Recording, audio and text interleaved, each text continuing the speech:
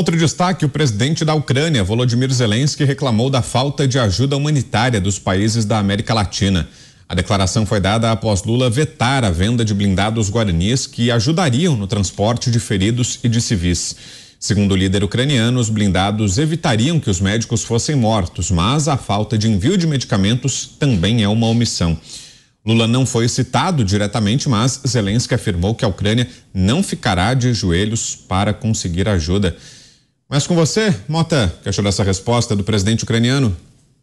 A guerra na Ucrânia é uma espada pendurada sobre a cabeça do mundo. De vez em quando a gente se esquece que ela está acontecendo, mas essa é a realidade. Basta a gente lembrar do que acabou de acontecer na Rússia há pouco tempo, uma rebelião armada de um grupo de mercenários. A Rússia é uma potência atômica. Ela tem um arsenal com mais de 5.000 ogivas nucleares. Basta uma ogiva dessas cair nas mãos erradas, e o mundo pode virar de cabeça para baixo. Nas últimas horas, está acontecendo outra fase crítica dessa guerra. A Rússia avisou ao mundo que a Ucrânia estaria se preparando para explodir a sua própria usina nuclear, em Zaporísia. A Ucrânia disse que, na verdade, foi a Rússia que já colocou explosivos na usina. Esse assunto da guerra na Ucrânia é um assunto a ser tratado com muito cuidado, porque há várias cortinas de fumaça encobrindo a realidade dessa guerra. Mas ninguém pode ser contra ajuda humanitária.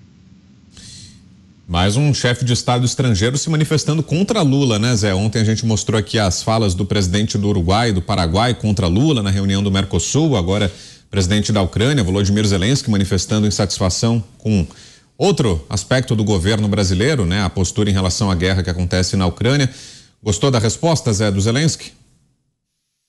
É uma cobrança importante. O Lula colocou a agenda internacional, esse debate internacional, como seu principal ponto e fez um preparo bem anterior até a campanha. Celso Amorim é o grande nome de Lula na área internacional.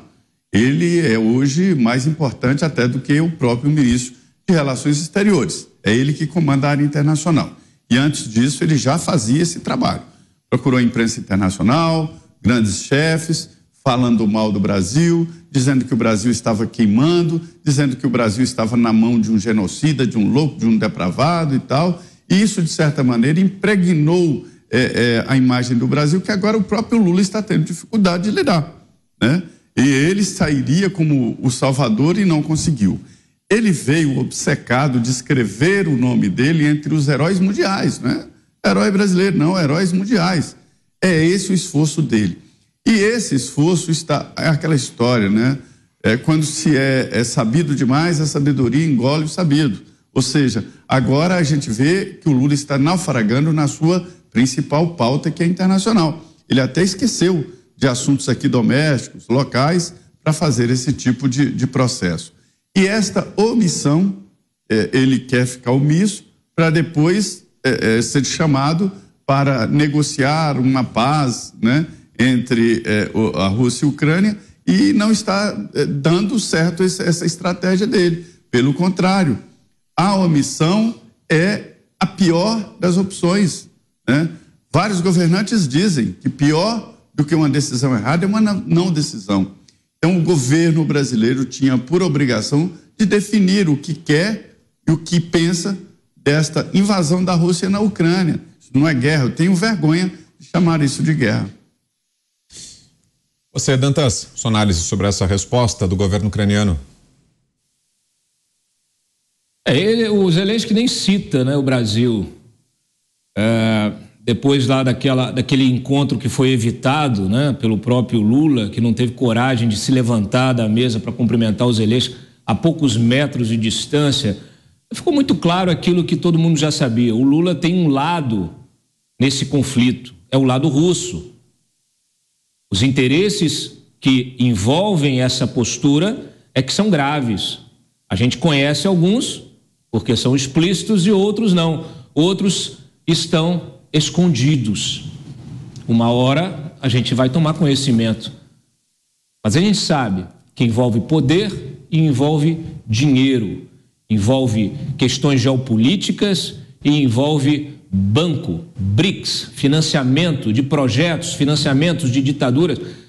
O Lula, em poucos dias, elogiou todos os ditadores da América Latina e fora dela.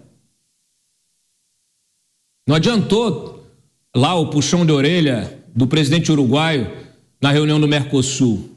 Não adiantou. Entra por um ouvido, sai pelo outro. Eles têm um objetivo, ele está convicto de que precisa se aliar aos párias internacionais, porque ele acha que vai criar uma nova ordem mundial, se reunindo com aqueles que estão muito mais próximos da barbárie do que da civilização. Renato. Não é nem ajuda humanitária, né? O Brasil não ia ajudar nada, o Brasil ia vender. Ia vender. Um país em que nós precisamos criar emprego e fazer 450 veículos blindados Guarani, isso movimenta a indústria, movimenta o serviço, além de trazer uma receita de 3,5 bilhões para o Brasil. Agora, 3,5 bilhões, que seria o valor desse negócio, equivale aos 3,5 bilhões que a Venezuela deve para o Brasil, mas não pagam. E o governo cobra.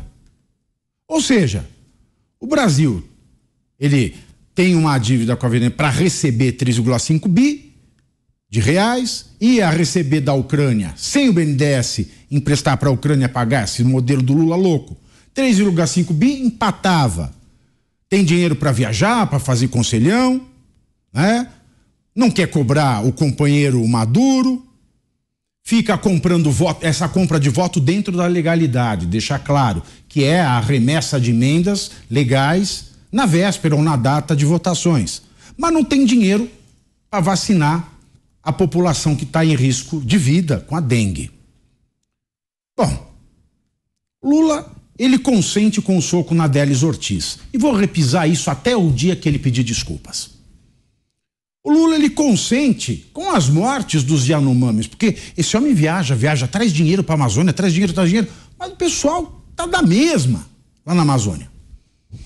Ele consente com os mortos de dengue. Ele consente com uma população que não tem água e esgoto em casa. Queria o quê? Que o Lula fosse ficar preocupado, fosse dar a mínima atenção e fosse ter a mínima empatia com médicos que estão tentando salvar vidas e que usariam os veículos blindados Guarani para resgatar corpos, para tentar salvar feridos. Não dá mínima. Não dá a mínima para a população da Venezuela, onde a oposição ela é presa, as mulheres da oposição são estupradas, são torturadas, quando não são assassinadas, quando não desaparecem, quando não ficam inelegíveis. Ele falou: eu não conheço detalhes desse processo, eu não tenho opinião formada. Da mesma maneira que ele não tinha opinião formada com o grupo Wagner na Rússia. Porque ou ele morre de medo, se borra nas calças do Vladimir Putin, ou ele achou que o grupo Wagner tinha alguma coisa a ver com o Wagner da Daniela. Lula não tem nenhum sentimento cristão nesse coração. Porque se tivesse, ele não assistiria calado essa desumanidade na Venezuela, não assistiria calado a desumanidade que há mais de 5 décadas massacra a população de Cuba, que agora está recebendo aí, né, centenas, né, 102 mil doses de doxiciclina, mais tantas outras milhares de doses de tenofovir. Para quê? Para curar uma população que está com sífilis, gonorreia e AIDS. Lula não tem empatia.